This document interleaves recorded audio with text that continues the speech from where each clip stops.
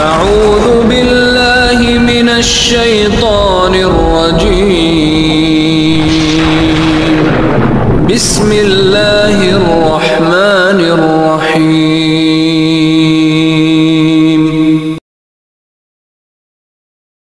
حضرت ابو عبداللہ اندلسی بہت بڑے بزرگ زاہد و عابد اور عارف باللہ کے علاوہ وہ حدیث و تفسیر میں بھی ایک مایہ ناز جلیل القدر امام اور مفسر محدث تھے۔ کہا جاتا ہے کہ آپ کو 30,000 حدیثیں حفظ یاد تھیں، اور ایک مرتبہ آپ نے سفر کا ارادہ کیا۔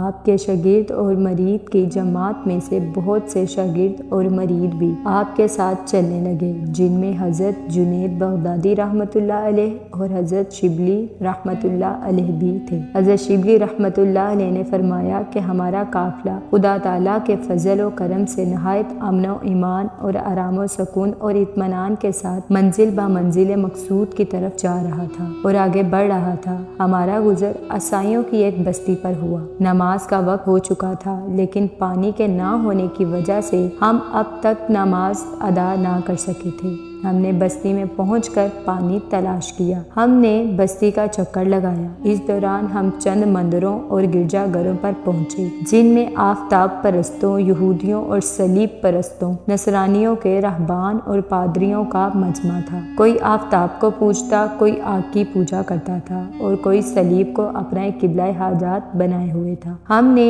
جب یہ دیکھا تو ہم سب کو بہت تعجب ہوا، اور ہم ان لوگوں کی کم عقلی اور گمراہی پر حیرت کرتے ہوئے آگے بڑھے۔ آخر ہم گھومتے گھومتے بستی کے کنارے پر ایک کنویں پر پہنچے، جس پر چند نوجوان لڑکیاں پانی بھر کر ایک دوسرے کو پلا رہی تھیں۔ اتفاق سے شیخ مرشد حضرت ابو عبداللہ اندلسی کی نظر ان لڑکیوں میں سے ایک لڑکی پر پڑی، جو کہ اپنے خدا داد حسن و جمال میں سب لڑکیوں سے ممتاز ہونے کے ساتھ ساتھ خوبصورت اور زیور اور لباس سے بھی آراستہ تھی۔ شیخ کی نظر ان کی نظروں کے ساتھ چار ہوتے ہی حالت بدلنے لگی اور چہرہ بدلنے لگا۔ اس انتشار تباہ کی حالت میں شیخ اس کے پاس موجود لڑکیوں سے مخاطب ہو کر کہنے لگا کہ یہ کس کی لڑکی ہے؟ لڑکیوں نے جواب دیا کہ یہ اس بستی کے سردار کی لڑکی ہے۔ شیخ نے کہا، پھر اس کے باپ نے اس کو اتنا ذلیل کیوں بنا کر رکھا ہے کہ کنویں سے خود پانی بھر کر پیتی ہے؟ کیا اس کا باپ اس کے لیے کوئی نوکر نہیں لگوا سکتا جو اس کی خدمت کرے؟ لڑکیوں نے کہا، کیوں نہیں، مگر اس کا باپ ایک نہایت عقیل اور سمجھدار آدمی ہے۔ اس کا مقصود یہ ہے کہ یہ لڑکی اپنے باپ کے مال و دولت خشم و قدم پر تکبر کرتے ہوئے کہیں اپنے فطری اخلاق خراب نہ کر بیٹھے، اور نکاح کے بعد شوہر کے یہاں جا کر اس کی خدمت میں کوئی کسر نہ چھوڑے۔ حضرت شبلی رحمۃ اللہ علیہ فرماتے ہیں کہ شیخ اس کے بعد سر جھکا کر بیٹھ گئے، اور پورے 3 دن تک اس طرح گزر گئے کہ نہ کچھ کھاتے اور نہ پیتے اور نہ کسی سے بات چیت کرتے۔ اس حالت میں 3 دن گزر گئے۔ البتہ جب نماز کا وقت آتا تھا تو نماز ادا کرتے تھے۔ مرید اور شاگرد کی کثیر تعداد شیخ کے ساتھ ہی، لیکن سب سخت پریشانی میں تھے، کوئی تدبیر نظر نہیں آتی تھی۔ حضرت شبلی رحمۃ اللہ علیہ فرماتے ہیں کہ تیسرے دن یہ حالت دیکھ کر میں نے آگے قدم بڑھایا، تعجب اور پریشان حال میں کہا کہ کچھ تو فرمائیں، کیا وجہ ہے؟ شیخ نے قوم کی طرف متوجہ ہو کر کہا، اے میرے عزیزو، میں اپنی حالت تم سے کب تک چھپا سکوں گا؟ برسوں میں نے جس لڑکی کو دیکھا ہے، اس کی محبت مجھ پر اتنی غالب ہو چکی ہے کہ میرے تمام اعضاء و جوارح اس کا تسلط ہے۔ اب یہ ناممکن ہے کہ میں اس سرزمین کو چھوڑ دوں۔ حضرت شبلی رحمۃ اللہ علیہ نے فرمایا، اے میرے آقا، آپ اہل عراق کے پیر و مرشد ہیں اور علم و فضل اور زاہد و عبادات میں شہرائے آفاق ہیں۔ آپ کے مرید کی تعداد اس وقت 12,000 ہے۔ بہت ہو چکا ہے، قرآن مجید کے طفیل سے ہمیں اور ان سب کو رسوا نہ کیجیے۔ شیخ نے فرمایا، اے میرے عزیزو، میرا اور تمہارا فیصلہ تقدیر خداوندی ہو چکا ہے۔ مجھ سے ولایت کا لباس سل کر لیا گیا ہے اور مجھ سے ہدایت کی علامات اٹھا لی گئی ہیں۔ شیخ نے یہ کہہ کر رونا شروع کر دیا اور فرمایا، اے میری قوم، فیصلہ قدرت کی طرف سے ہو چکا ہے، اب یہ کام میرے بس کا نہیں۔ حضرت شبلی رحمۃ اللہ علیہ فرماتے ہیں کہ ہمیں اس عجیب و غریب غریب واقعے پر بڑا تعجب ہوا اور ہم نے حسرت سے رونا شروع کر دیا۔ شیخ بھی ہمارے ساتھ روتے رہے تھے، یہاں تک کہ زمین آنسوؤں کے امنڈ آنے والے سیلاب سے تر ہو گئی۔ اس کے بعد ہم مجبور ہو کر اپنے وطن بغداد کی طرف لوٹے۔ لوگ ہمارے آنے کی خبر سن کر شیخ ابو عبداللہ کی زیارت کے لیے شہر بغداد سے باہر استقبال کے لیے آئے اور لوگ شیخ کو ہمارے درمیان نہ دیکھ کر سبب دریا کیا کہ شیخ صاحب کیوں نہیں آئے، وہ کہاں ہیں۔ ہم نے سارا واقعہ لوگوں کو بتا دیا۔ واقعہ سن کر لوگوں میں کوہرام مچ گیا۔ شیخ عبداللہ اندلسی کے مریدوں میں سے جماعت کی کثیر تعداد اداسی و غم اور حسرت میں اسی وقت عالم آخرت کو سدھار گئے اور باقی لوگ گڑ گڑا کر خداوند سے دعائیں کرنے لگے کہ اے مقلب القلوب ہمارے شیخ کو ہدایت دے اور پھر اپنے مرتبے پر لوٹا دے۔ شیخ کے جانے کے بعد بغداد کی تمام خانقاہیں بند ہو گئیں اور 1 سال تک اسی غم و افسوس میں شیخ کے فراق میں تڑپتے رہے۔ خبر تو لیں کہ کہاں ہیں، کس حال میں ہیں۔ چنانچہ ہماری ایک جماعت نے شیخ کی طرف سفر کیا اور اس گاؤں میں پہنچ کر وہاں کے لوگوں سے شیخ کا حال دریا کیا تو گاؤں والوں نے بتایا کہ وہ ایک جنگل میں سور چرا رہے ہیں۔ ہم نے کہا خدا کی پناہ یہ کیا ہو گیا ہے؟ گاؤں والوں نے بتایا کہ شیخ نے سردار کی لڑکی سے منگنی کرنا چاہی تو اس کے باپ نے اس شرط پر منظور کیا کہ وہ جنگل میں سور چرایا کرے گا۔ شیخ نے ہاں کر دی، چنانچہ شیخ سور چرانے کی خدمت پر مامور ہے۔ خدا را ہم یہ سن کر ہکا بکا ہو گئے اور غم سے ہمارے کلیجے پھٹنے لگے، آنکھوں سے بے ساختہ آنسوؤں کا طوفان امنڈنے لگا۔ بمشکل ہم اپنے دل تھام کر اس جنگل میں پہنچے جہاں شیخ سور چرا رہے تھے۔ ہم نے دیکھا کہ شیخ پر نثار کی ٹوپی ہے اور کمر میں زنار بندھی ہوئی ہے اور اس لاٹھی پر ٹیک لگائے ہوئے خنزیروں کے سامنے کھڑے ہیں جس لاٹھی سے وعظ و خطبہ کے وقت سہارا لیا کرتے تھے۔ شیخ کی اس حالت نے ہمارے زخموں پر نمک آشی کا کام کیا۔ شیخ نے ہمیں اپنے طرف آتے دیکھ کر اپنا سر جھکا لیا۔ ہم نے قریب پہنچ کر السلام علیکم کہا۔ شیخ نے دبی ہوئی آواز میں وعلیکم السلام کہا۔ حضرت شبلی رحمت اللہ علیہ فرماتے ہیں اے شیخ، اس علم و فضل اور حدیث و تفسیر کے ہوتے ہوئے بھی آج آپ کا یہ حال کیا معاملہ ہے؟ شیخ اندلسی رحمت اللہ علیہ فرماتے ہیں میرے بھائیوں، میں نے اپنے اختیار سے نہیں کیا، میرے مولا نے مجھے جیسا چاہا ویسا ہی کر دیا اور اس قدر مقرب بنانے کے بعد جب چاہا مجھے اپنے دروازے سے دور پھینک دیا اور اس کے فیصلے کو کون ٹال سکتا ہے؟ اے میرے عزیزو، خدائے بے نیاز کے قہر و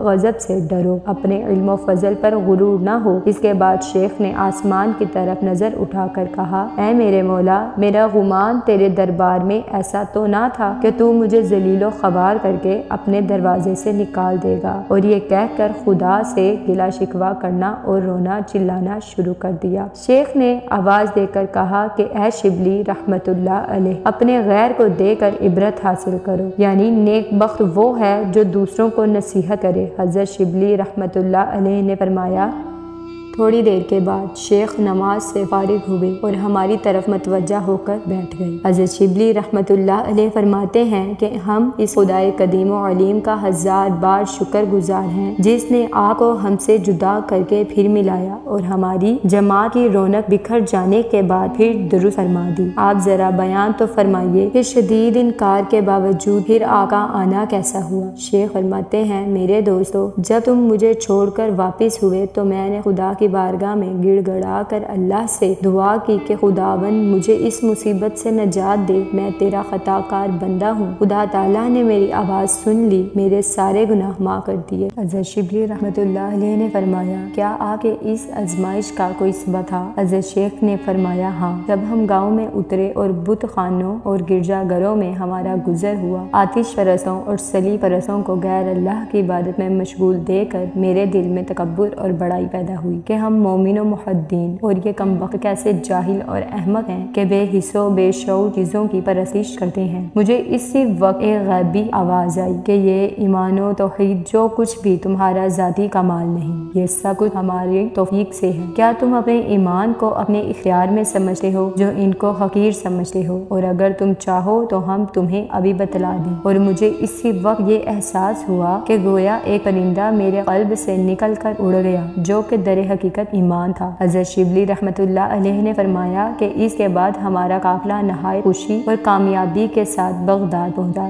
سب مرید شیخ کی زیارت اور ان کے دوبارہ قبول اسلام سے خوشیاں منا رہے تھے۔ خانقاہیں اور حجرے کھل گئے۔ بادشاہ وقت کی زیارت کے لیے حاضر ہوا اور کچھ ہدیہ پیش کیے۔ شیخ پھر اپنے قدیم شغل میں مشغول ہو گئے اور وہی حدیث و تفسیر، واعظ و تذکیر، تعلیم و تربیت کا دور شروع ہو گیا۔ خداوند عالم نے شیخ کو بلایا ہوا علم پھر عطا فرما دیا، بلکہ اب نسبتاً پہلے سے ہر علم و فن میں ترقی تھی۔ شاگرد کی تعداد 40,000 ہو گئی اور اسی حالت میں ایک مدت گزر گئی۔ ایک روز ہم صبح کی نماز پڑھ کر شیخ کی خدمت میں بیٹھے ہوئے تھے کہ اچانک کسی شخص نے حجرے کا دروازہ کھٹکھٹاتا ہوا دیکھا کہ ایک شخص سیاہ کپڑوں میں لپٹا ہوا کھڑا ہے۔ حضرت شبلی رحمۃ اللہ علیہ نے فرمایا، آپ کون ہیں؟ کہاں سے آئے ہیں؟ کیا مقصود ہے؟ آنے والے نے کہا، اپنے شیخ سے کہہ دو کہ وہ لڑکی جس کو آپ فلاں گاؤں میں چھوڑ کر آئے تھے آپ کی خدمت میں۔ حضرت شبلی رحمۃ اللہ علیہ فرماتے ہیں کہ میں شیخ کے پاس گیا،